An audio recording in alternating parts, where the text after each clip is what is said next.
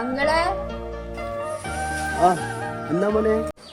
അങ്കിളെ ഇതോടെ വെച്ചിട്ട് 1000 രൂപ അമ്മ തരാൻ പറഞ്ഞു. ഇവിടെ അങ്ങനത്തെ പരിപാടിയൊന്നുമില്ല മോനെ. ബാങ്കിൽ കൊണ്ടേക്കാൻ പറ അമ്മേനോട്. ഓക്കെ.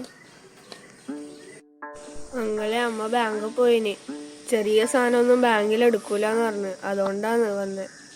നിങ്ങളൊരു കാര്യം ചെയ്യും, വേറെ ആരോടെങ്കിലും ചോദിക്കും കേട്ടാ.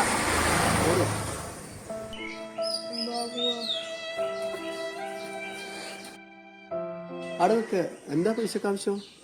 നാളെ വിഷു അല്ലേ, നമുക്ക് വിഷുക്കോടി വാങ്ങിക്കാനാ. ആ നിങ്ങളിവിടെ നിൽക്ക, ഇപ്പൊ